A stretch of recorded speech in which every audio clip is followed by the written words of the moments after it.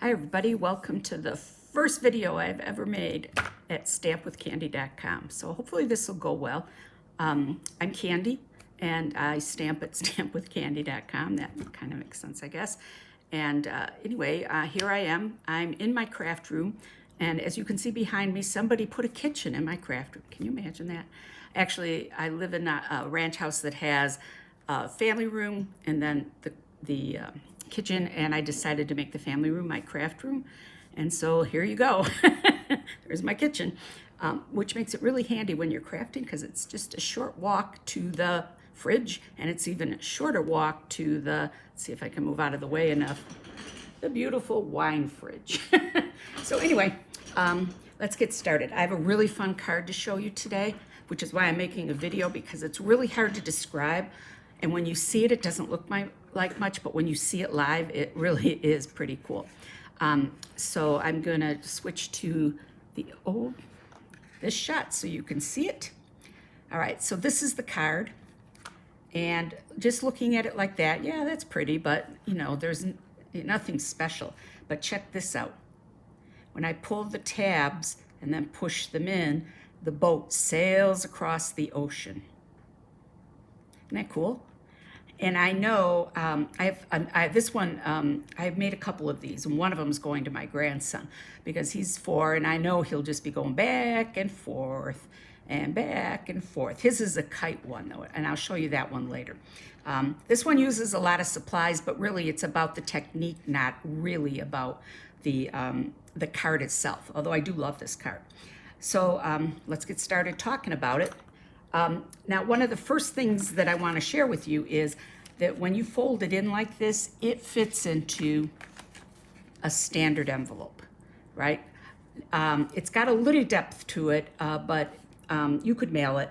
I actually always use, if I'm unsure, if I've got a lot of layers, and I always do cards with a lot of layers, I use something called a butterfly stamp. And in the US, that butterfly stamp is a non-machinable stamp. It was lobbied for by the greeting card industry, which we're kind of part of. And basically, it says if it doesn't weigh more than 13 ounces, it doesn't matter how thick it is. It doesn't matter if it has bumps. They don't machine it. So that's really good because it gets you a way to mail those lumpy cards. Now, they are more expensive, I'll admit, but if I'm going to go to the trouble of making a card and then mailing it, the extra 10 or 15 cents is negligible to me.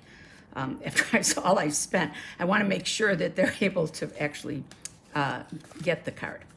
Okay, so what we're going to do first is I'm going to talk about which stamp sets I used. And as I said, this one uses a lot, and I'll explain why in a bit. So the first stamp set and dies that I use are the Waves of Inspiration. And this is a new set in the coming up annual catalog, but it's a pre-release, so you can get the set and the dies early. And the pre-release comes with fabulous designer series paper, which is, you know, the paper that with the prints on it, and some blue foils that are, oh my God, beautiful. And then there are also some blue rhinestones. Those are only available till May 3rd when the new catalog goes live, because this is a pre-release special, but otherwise these are available for the length of the annual catalog. What I like about these is it's really nice. They're really great for making masculine cards. And I know there's some glare on there. I got to figure that out. Like I said, this is my first video, so I don't know. The next one I used is Sailing Home. And what I wanted from this one was this boat. So I'm using this boat and the boat dies, the smooth sailing dies. And you'll notice that I have my dies in these containers. These come from Stamp and Storage, and they're magnetic cards and then these containers.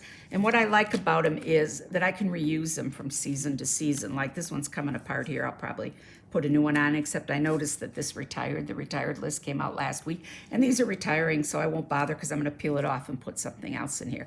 And then I have a crate that I put them in, and I just love this way of doing my dies because they just store so nicely, and I know which ones I have. And because they store in this crate, I tend to use them more with other stamp sets, not just the one that they pair with. Okay, my next stamp set is Let's Set Sail. And I use this one for this, the little birdies. I don't know if you can see that very well because of the glare. And this because of the sentiment. And to be honest, the first version of this card used this boat. The problem is this boat is too big. It just overwhelms the scene and you don't really see the whole scene. So then I went hunting in my stash for something that would work. Now, Sailing Home goes away in at the end of, well, on May 3rd, and it may sell out before then because it's while supplies last. And then the last thing I used are my trusty layering circle dies. The newer version of these looks slightly different, but they're pretty much the same size and they work, and I couldn't live without them. Someday I may get another one, another set, because I use these so much that they're always in, near my desk. Okay, so those are the stamp sets and the dies. Now, I'm not going to show you a lot of stamping. I'll show you a little bit of stamping, but I'm not going to show you a lot. The first thing I did was stamp the boat, the sailboat, this image, on a piece of scrap, what you're going to create in a minute, scrap Whisper White or basic white cardstock. And I also stamped it on the envelope because I don't like naked envelopes. Now, after I stamped it, I realized, oh, I could have done so much more with this envelope. But I'm just going to let it go because, again, it's not about envelopes this time. It's about the mechanism of this card to show you how it goes. I also stamped that pelican image and cut it out. And it's this image. And as you can see, I've got the beak is yellow or Daffodil Delight. The body is Crumb Cake, and I colored this with Smoky Slate. And I use my blends. And let me just show you a couple things about the blends. You'll see my names on them because I go to a lot of events where you have to bring your own tools. Well, you don't have to bring your own, but I'm impatient. I don't want to wait for somebody else to color. And so I want to make sure I bring mine home because people can wreck the ends. So what I wanted to point out on these is that there's a skinny line which has a nub tip or a bullet tip, which is smaller. And then there's the brush tip, which is what you use most of the time when you're coloring. But for this, you really want to use, because the image is so small, especially on that beak, you really want to use this end because, the alcohol inks, they tend to spread when you're done just a little bit. And so you never want to color up to the line, but that beak, if you look at it really closely, let me see if I can show you that really closely. Let me make sure I can get it to where you can see it. I'm not doing so good right now. It's really tiny. Can you see that? It's really tiny. So that's why you want to make sure you use that end of it. Okay, let's talk. Oh, and then I also cut out 2 clouds. And we're going to do something with those clouds before we actually use them. So I'm going to show you that. All right, so here's the papers you need. You need a 1/4 inch by, 4 inch maybe, not very much, 4 inches because it's only 4 1/4 inches. So maybe 5 inches of acetate strip, which I think you can see there. And what that does is that is the magic to make that ship sail. So like if I catch the light just right here, you can kind of see it. There it is, see? Do you see how it shines? And then when I do this in the light, you can really see it moving around, right? You can see that that's what's pulling it in and out. But when you look at the card straight on, you really have to look at it to see that strip. And it's still fun. All right, so you need a piece of balmy blue. And this is the standard layer size. So it's 4 by 5 1/4. And then I use Misty Moonlight, which is retiring. But I'm sure that there's a new ink color that will work just as well. And this is 4 by 5 1/4. And again, this card is about the technique, not so much the colors or the supplies. And what I use this for, so the Misty Moonlight becomes this inner circle. But what really happens is, if you can see inside it here, is it's a liner on the inside. And you want that because this card has to be solid or it'll be too flimsy to do this and it'll come apart. So you really want to use a layer in the inside. And then the balmy blue layer becomes the background for our scene. And again, even if I wanted a white seam, I put another piece of cardstock in there just to give it some heft, right? Especially this front where there's a big hole in it. It's a little weaker because there is that hole, so you want to make sure you get that right. All right, and then you need 2 pieces of cardstock, and they're 5.5 by 6.25. So 5.5 by 6.25. And basically what you're trying to do is to cut this. You take your whole sheet. Here, let me just show you that really quickly. So you take your sheet, and if these were laying on your full-size sheet of paper, you would do this. You would cut off, you would cut the 8.5 way, you would cut it at 6.25, which is nice because that gives you that strip, and then you've got the things for your accessories or your decorations. And then you cut it in half just like you would. So it takes a full sheet of cardstock to do this card, but that's not so bad. And now I better get this oriented right or I'll do it wrong. Okay, so really you can make this card any size you want, and that's because you can just, what you want is, we're making a card that's 4.25 by 5.5, our standard card size. So all you do is add 2 inches to the sides that are going to go in and out, right? So that's why it's 6.25 by 5.5. All right, so now the first thing we have to do is bring in our paper trimmer, and we have to make our, let me make some room here. We have to make the card. And so what you're going to use is the scoring blade. And hopefully I'm paying attention enough that I don't have to take the cutting blade out. But I'm sure if you're anything like me, you've done this before, where you think you're scoring and you use the cutting blade and then you're all upset because, oh, I did it wrong. All right, so I am going to score at, you can't see that, let me get it where you can actually see it, at 1/2 inch. Now, a lot of people do all their cuts up here. Whenever I can, I do my cuts down here. And this might be too TMI, but I have a thing with my eye where I don't see certain parts. And so sometimes I have to get things just so, or I don't see. And that's why sometimes my die cuts are crooked and stuff. And it's really because I've got this thing with my eye, and I've had it all my life. So I managed to compensate, but not always. See, I almost did that because I'm talking. All right, so I'm going to score it there at 1/2 inch, and then I'm going to score it at 1 inch. And then I'm going to flip it, and I'm going to do the other side the same way. And then I'm going to flip it, and I'm going to do the other side, 1/2 inch and an inch. And then I'm going to do it again. So on all of them, on each side, on both pieces, on each side, you score at 1/2 inch and an inch. Make sure you score and don't cut. That would be bad.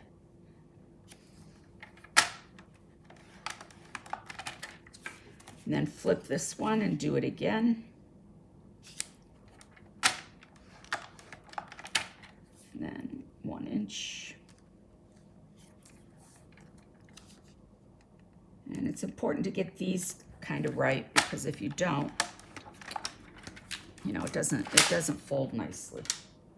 Okay, so that's done. Now we have some big shot work to do. And what we're going to do first is we're going to cut the main port hole. So what I like to do, so I can get a feel for that, is just fold this, but not crease it a lot, because it's going to get flattened when you go through the big shot anyway. So I just fold it enough so that I can see where that is to get this in the right place. And then I center it where I want, which is right about there. So I'm going to go over and cut this, and I'll be right back.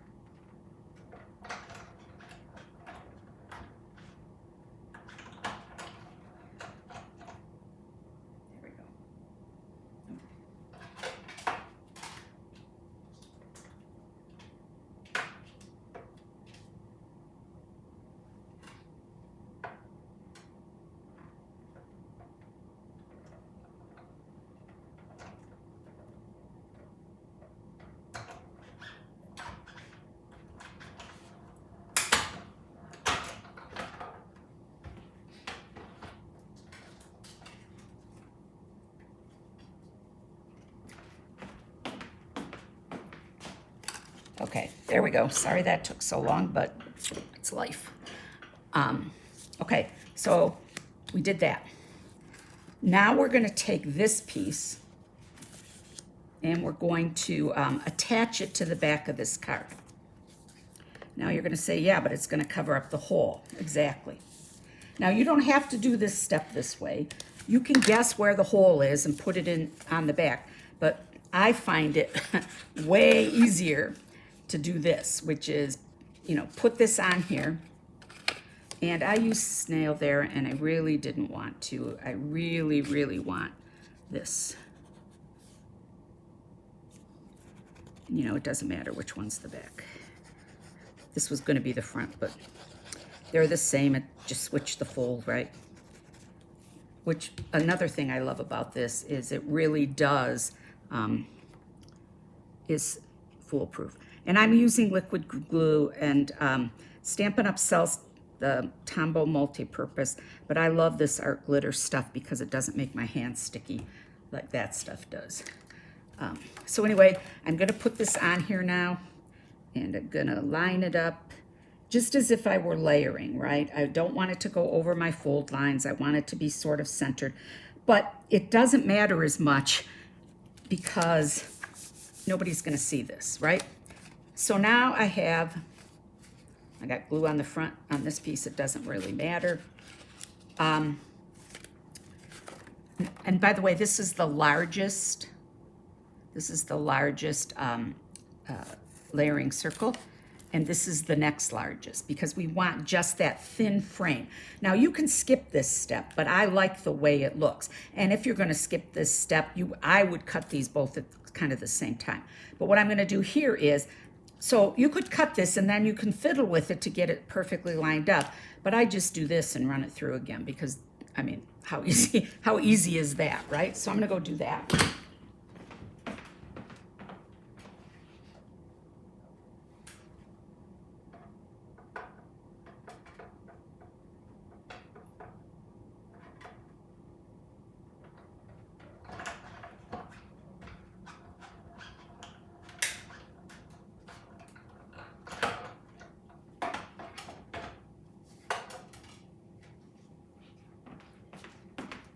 Okay, there we go.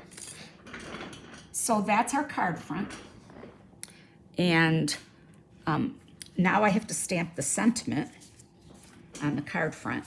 And I'm using, this is a photopolymer stamp.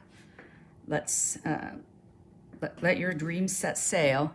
And I always find that they stamp better if you have a little bit of cushion under them. So I am using, I have a couple of these where I don't want the big Stampin' Pierce mat because I only need a little surface, and so I've cut a couple in half that take up less space on my desk. And I don't know, I thought when I got this desk it would be big enough, but it's never big enough. And I don't like to stamp this sentiment until the hole's cut because you want to get it placed right. You know, what if you're up a little higher or down a little lower? So I just wait to do that, and then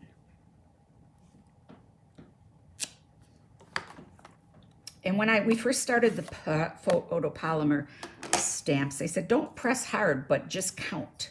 And so that's what I do, and it seems to work. All right, so we're done with that, and we're done with the front, okay? Now we have to do the back.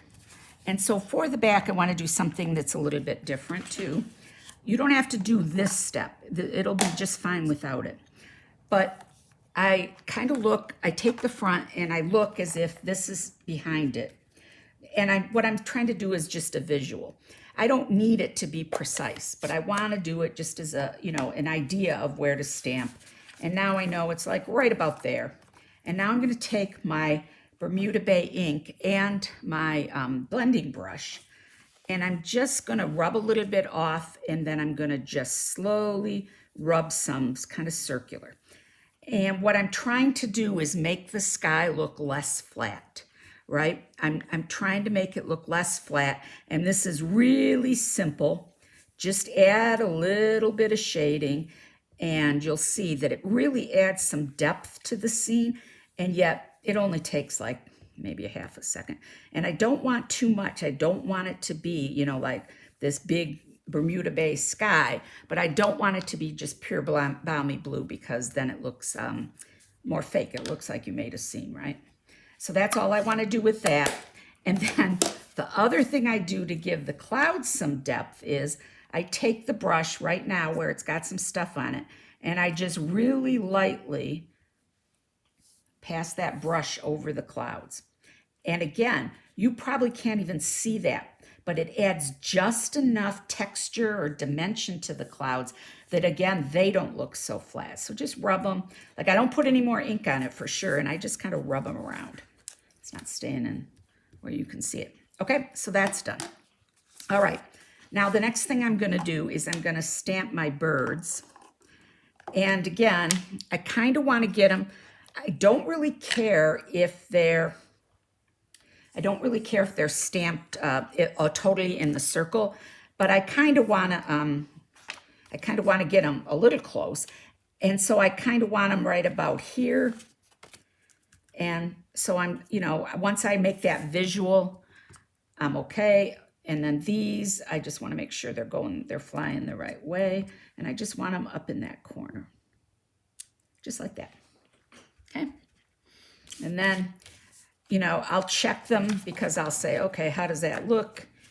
And that's fine, right? It's maybe a little bit, I would have moved it. No, that's perfect, right?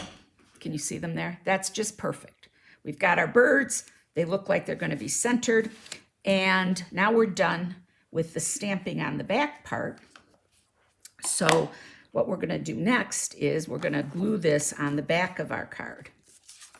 Okay. All right. So again, I'm going to fold this. Now, when you fold it, you want, and I'm going to get my bone folder. How can I not have my bone folder? Here we go. You want to make sure that these are really crisp. And I think I did it. Yeah, this one has to be, let's see. I always forget. Yeah, it goes this way. And then this one comes up. Okay. And you want to make sure that those are really, really, really, burnished pretty good. And then I'm going to do this one. So I'm folding on the outermost one is a valley and the innermost one is a mountain. And you can see the difference. See how these are really tight and this one isn't? And that's because I didn't use my bone folder to go in and make them really, really crisp. And if you're making a regular card and it doesn't seem to stay closed, try using your bone folder on the crease and you'll see that it really does make a difference. And sometimes you'll see me do this with my hands. That means I don't know where my bone folder is and I'm trying to use my fingernails to do the same thing. All right, so this is the back of the card now, and it's in the right position. And the reason I fold these before I put this on is because at this point I need it to be in the right position. With the front, I didn't care so much. All right, so now I'm just going to use some snail or whatever we're calling the Stamp and Seal. I've been a demonstrator for a really long time, on and off, and sometimes I just can't remember what the new stuff is called, so bear with me.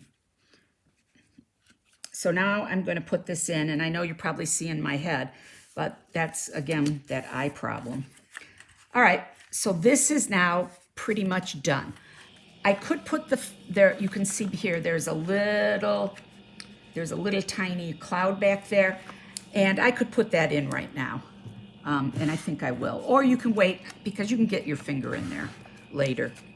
So I'm just going to put my little, I didn't use a little dimensional. If you put it right, it fits just fine, and I'm going to want that cloud right about there. Okay, now there's one more piece of cutting I have to do. You'll notice I have some water. And so what I did is I used my Stamparatus, and I used this Gentle Wave stamp set. And after I was done, and the reason I used the Stamparatus is not because I was worried about not getting a good image, but I don't have a block big enough for those background stamps, and I find you have to stamp them multiple times. Sometimes you don't. So I then cut out I cut out a circle with the circle die the piece that I want. But now I have to cut this down even more, because you'll see that I only have like a little bit of it showing here, right? Just a teeny tiny bit. So, you know, I'm not going to cover the whole thing up. So I'm just going to cut off some. And having done this more than once, you want to pick the part that you want. And I picked this part, but this part would look good. And I started by cutting it in like about like that, right? And I could use my paper snips for this. The reason I use my trimmer is I'm a really lousy cutter because of the eye thing. And so I want to get as straight a line as possible. And then once I've got that done, I check and see how high that's going to come, right? Just like this, on how high it's going to come. So this actually was a pretty good cut. So what is it, about a third, or maybe, yeah, a third up? And then I'm going to glue this to the inside of the card, right? And that just gives us the water that the boat sails, or the ship sails over. Boat. I dated a guy once who had a bunch of boats. He had sailboats and he had power boats, and anyway, he was very particular about the language. All right, so I am just going to put a little bit of glue around this bottom edge. And again, I'm using liquid glue. One of the reasons if something's a little tricky, the reason I use liquid glue is because you always get that like second of wiggle room before it sets up. Whereas if you use something like Tear and Tape or Fast Fuse or Fast Fuse Plus, you don't have that little bit of time that you need to get things going. And I don't need a lot to keep this on, so I didn't. And I don't want to use too much glue because, of course, I don't want it showing through, right? I just need a little bit to keep it on, and I put it on, and that's what it looks like. Voila. Okay, and I just realized I forgot something that's really important. So I'm going to have to go do that now. I'll be right back. You need 2 of these. You don't need 2 images, but you need 2 pieces of this, because this is what goes between the acetate strips to make the party, so to speak. So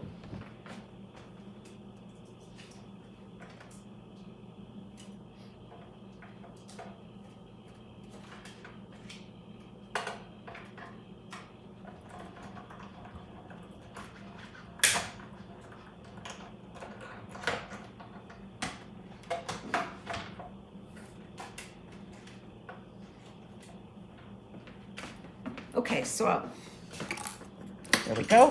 Got my second boat. All right, so before I start the assembly of the rest of the card,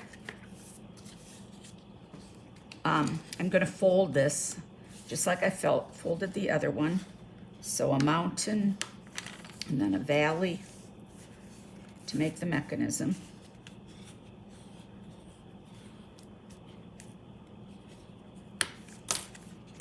And then, let's see, I did the mountain already, but now I need the valley. And I think you can probably see how we're going to do this now. Okay. All right, so that's ready. So now I'm going to assemble my boat. So the first thing I'm going to do is I've got my acetate strip, and I'm going to put some glue right about where I want that boat to be.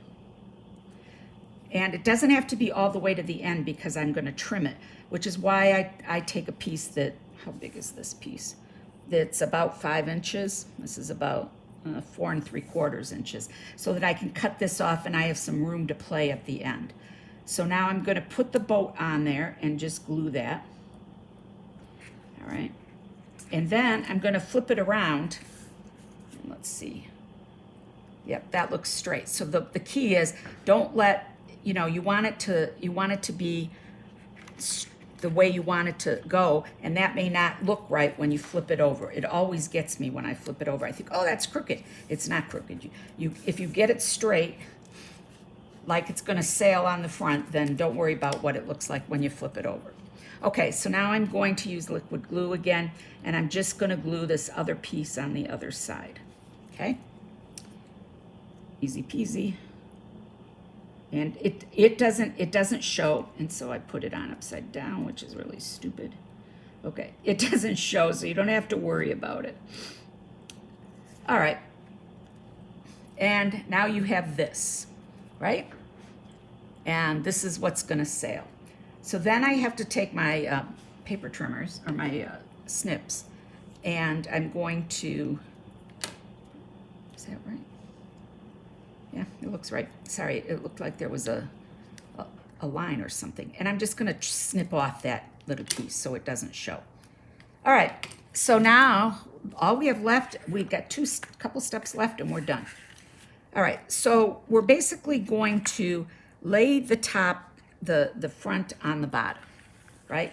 So I've got the bottom, I've got the ship about where I think it's gonna go, but I'm not sure yet that that's where it's gonna go. And I'm gonna lay the top on it, and I'm gonna look and I'm gonna say, is that where I want it to go? Do I need it to go up a little? You know, because you want it to look like it's gonna skim along there. And then I might even do this and, you know, press it in there and just make sure that it's positioned where you want, right? And I don't know if you can see that, but that's about where I want it, so that when it sails, it goes just like that. So now I'm gonna take the top off, and I'm going to use just a little piece of tear and tape, right?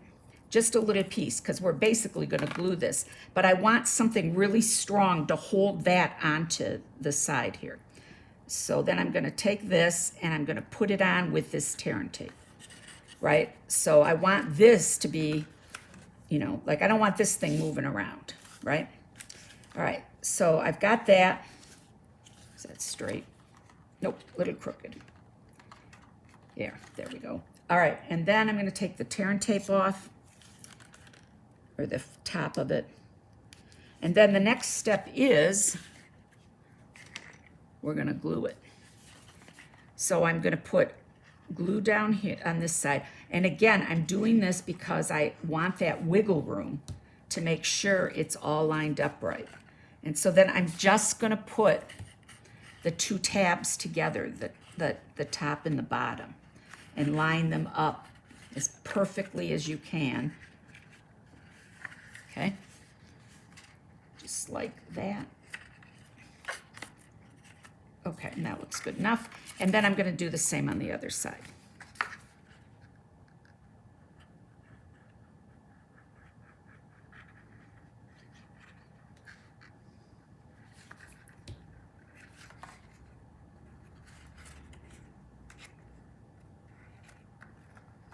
Okay, sorry, I have to get these close enough and I have to get them in the right place for my eyes to be able to focus. So sorry, that's not so smooth, but there we go. All right, so there we go. And now all we have to do is pull it in, pull it out, and our ship sets sail. In, out. I could do that all day. All right, now I wish I would have put that cloud higher. So I might reach in there and do that. Okay, so now I'm gonna take my scissors and I'm gonna just snip off this little bit of acetate, right? My paper snips, it's gone, nobody knows it's there, and there we go. And I am gonna move that little, if I can do it without wrecking the background, I'm gonna, yep, there we go. I just want that up a little higher, I think. Oh, and over a little more. And yeah, it wrecked the background a little bit, but that just looks like a blip in the sky now. All right, there we go. Okay, so there we go. What do you think? Okay, what's left? Well, this guy goes on. I'm gonna put a couple of, no, I'm not gonna use dimensionals for him. I'm gonna use some glue, and he's gonna go right here. And so I wanna just put some glue at the bottom here. So let me, sorry, you can tell it's my first video. I'm crafting, I'm not paying attention to where it. you know, where the project is on the camera. Sorry about that. I'll get better. And then I want to put in another cloud. And in the original card, I have it here because I don't want it to block out the other cloud. And so you're just going to put a tiny bit of glue on one edge, and then you're just going to stick it to the inside like this. Just so it's, you know, just so it's sticking out a little like that. I don't know if I like the original one better. Oh, well, sorry, don't need to editorialize. And there you go. Wasn't that easy? Right? But look, it's just so fun. And maybe it's just me. I'm a little ADHD and I need a fidget toy, but I could do this all day. And in fact, I think I'm going to put it on camera in a meeting tomorrow instead of my face. And just let them see this and this and this and this. That'll make them laugh when I go to my other job. All right, so that's it for today. Thank you for your attention and time. And I hope we'll see you in another video. Take care. Bye.